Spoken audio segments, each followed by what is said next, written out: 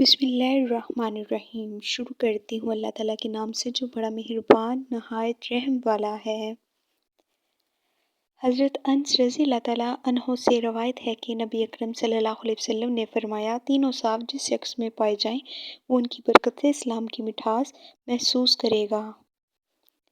وہ شخص جس کو اللہ تعالیٰ اور اس کا رسول صلی اللہ علیہ وسلم کی ہر چیز سے زیادہ پیارے ہوں، جو کسی شخص سے صرف اللہ تعالیٰ کی رضا کے لیے محبت کرے، جس شخص کو کفر کی طرف لوٹنا اتنا ناپسند ہو جتنا آگ میں پھینک دیا جانا۔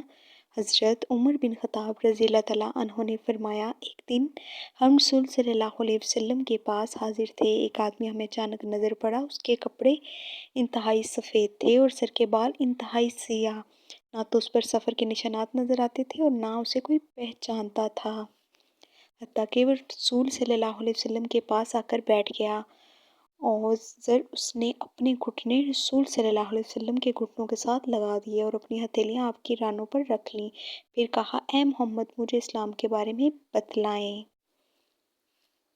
آپ نے فرمایا، یہ کہ تو گواہی دے کہ اللہ تعالیٰ کے سوا کوئی عبادت کے لائق نہیں اور حضرت محمد صلی اللہ علیہ وسلم اللہ تعالیٰ کے رسول ہیں، اور تو نماز کی پابندی کرے، زکوٰۃ ادا کرے، رمضان مبارک کے روزے رکھے، اور اگر تو طاقت رکھے تو بیت اللہ کا حج کرے۔ اس نے کہا، آپ سچ فرماتے ہیں۔ ہمیں اس پر حیرانی ہوئی کہ یہ آپ سے پوچھتا بھی ہے اور تصدیق بھی کرتا ہے۔ پھر اس نے کہا، آپ مجھے ایمان کے بارے میں بتلائیں۔ آپ صلی اللہ علیہ وسلم نے فرمایا، یہ کہ تو اللہ تعالیٰ پر، اس کے فرشتوں، اس کی کتابوں، اس کے رسولوں، یوم آخرت اور ہر اچھی بری تقدیر پر ایمان رکھے۔ اس نے کہا، آپ سچ فرماتے ہیں، مجھے احسان کے بارے میں بتلائیں۔ آپ نے فرمایا، یہ کہ تو اللہ تعالیٰ کی عبادت اس طرح کرے گویا اسے تو دیکھ رہا ہے، پھر اگر تو اسے نہیں دیکھتا تو وہ تجھے دیکھ رہا ہے۔ اس نے کہا، مجھے قیامت کے بارے میں خبر دیجیے۔ آپ نے فرمایا، جس سے پوچھا گیا ہے وہ پوچھنے والے سے قیامت کا زیادہ علم نہیں رکھتا۔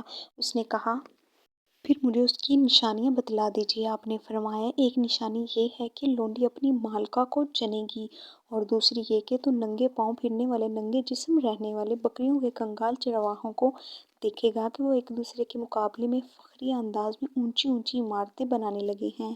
پھر وہ چلا گیا۔ حضرت عمر رضی اللہ تعالیٰ عنہ نے فرمایا، 3 دن میں اسی طرح ششدر ٹھہرا رہا، پھر رسول صلی اللہ علیہ وسلم نے مجھے فرمایا، عمر، جانتے ہو وہ سائل کون تھا؟